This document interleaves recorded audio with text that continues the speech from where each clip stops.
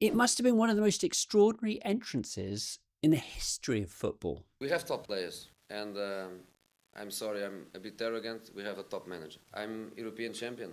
I think I'm a special one. Being a top-level football manager must be one of the most difficult jobs in the world. You essentially have a cohort of the most alpha of alpha males, each with their own agenda, plotting out a career that could be over in a ping of a hamstring, institutionalized since they were children in academies. The manager has to somehow create a well-oiled machine out of these disparate cogs.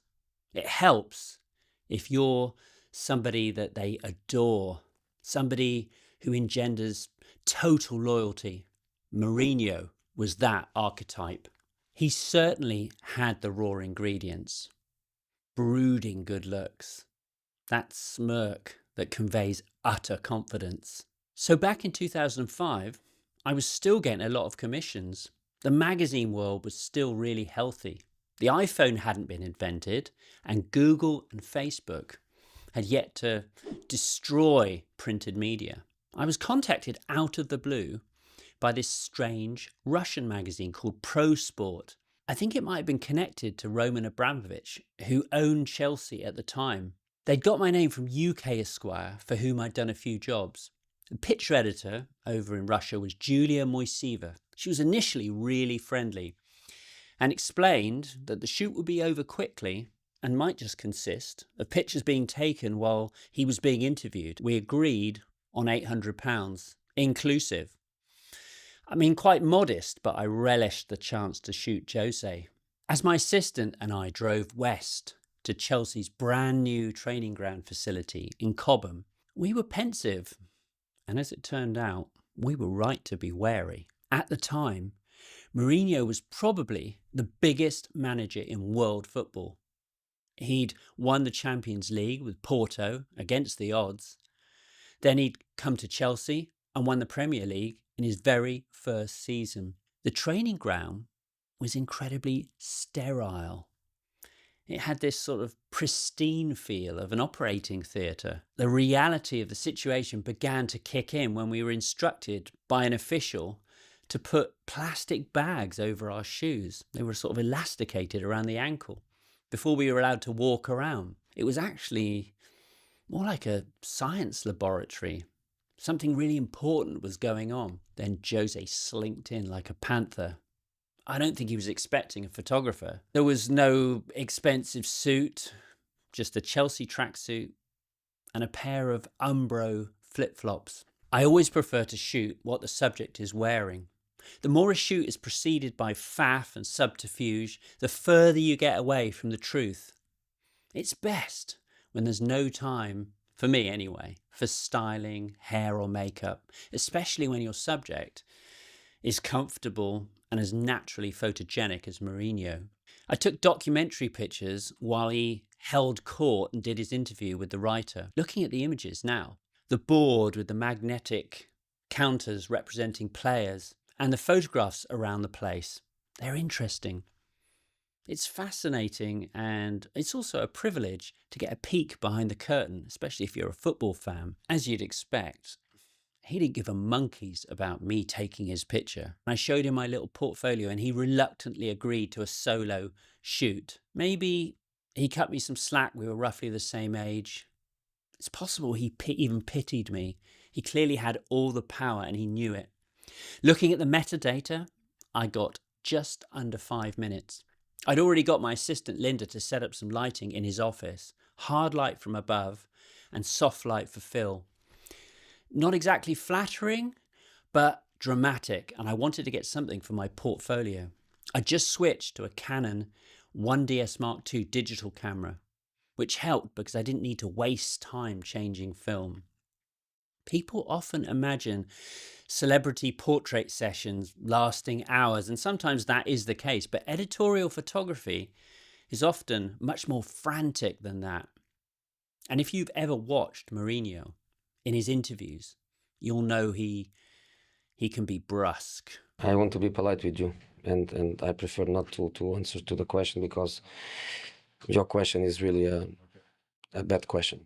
Let's just say economic with the conversation. I was a bundle of nerves, fiddling with my camera and muttering to myself. I don't know why I said this. I asked if his name was pronounced Jose or Jose, a ridiculous comment worthy of contempt.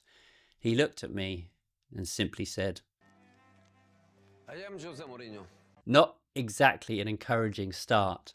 The air was heavy with tension as the flash popped and I got my pictures. I don't think he was hostile. He just wasn't into having his picture taken. And that actually reflects well on him. People often think portrait photography is about cameras, lenses, lighting. Most of the time, it's actually about psychology. You're trying to find some common ground, build trust, unlock another human being. It's a seduction.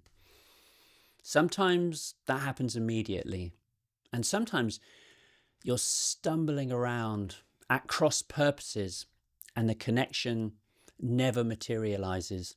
Often it's just a question of a comment or an observation. In the great Orson Welles film Citizen Kane, Rosebud is the trade name of a cheap little sled on which Kane was playing the day he was taken away from his home and his mother.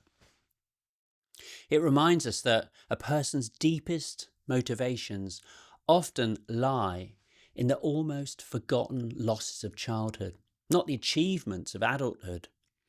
Most people have their rosebud, a personal memory or a thought that transforms them. I was nearly out of verbal ammunition. I was pepping him with questions about football, being photographed, and his professional life. And suddenly I found the key. I blurted out, "Do you have any kids?" And suddenly the atmosphere changed.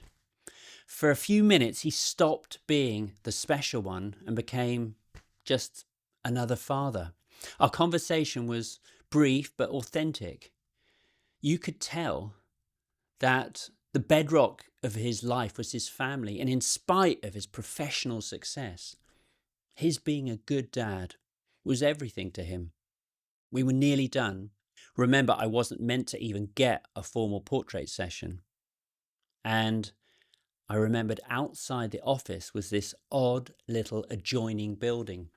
It had AstroTurf on the floor and these bizarre metal racks, which I presume are sort of pegs on which you put football boots.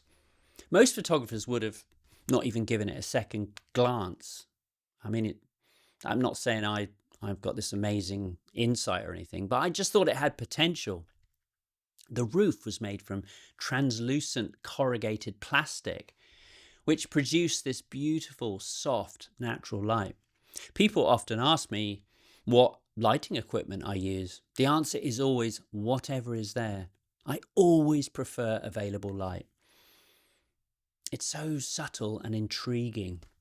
I put him on the bench, still wearing his tracksuit, still wearing his flip-flops. He looks quite serious, possibly fed up, definitely imperious the way he sits. Now, there are so many good shoots out there of Mourinho, particularly around that time of him looking extraordinary, where he spent a whole day in the studio with these photographers with intricate lighting and levels of production. But I actually prefer my picture. I prefer photographs like this. They're rooted in reality. They're made from whatever happens on the day. And that's one of the things I love about editorial photography, editorial portraiture. It's a collaboration with chance. You don't control everything.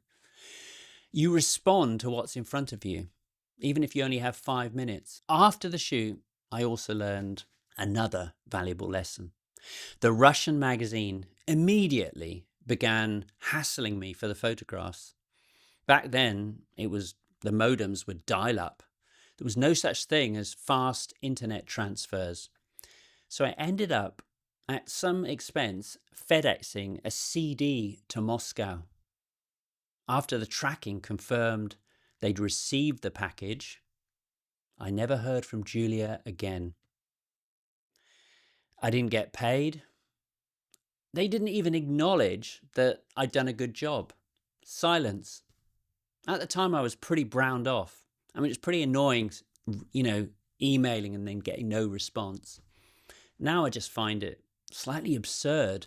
The irony is if they'd simply rung me up and said, we've got no budget, but we do have access to José Mourinho and you can shoot him, I would have done it anyway. Not because, I think photographers should do editorial for free. That's wrong. But because editorial photography has never been just about money for me. It's about building a body of work.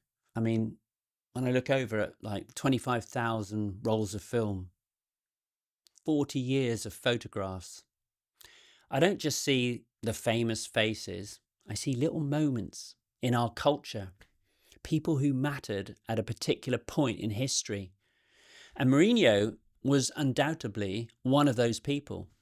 So, what precisely did I learn? Don't be afraid to ask for payment up front when working for a new client. And remember, imperfections, such as a pair of Umbro flip-flops, are exactly what makes a photograph endure. Because ultimately, people respond to truth far more than polish. Let us know what you think in the comments below. And thank you for watching.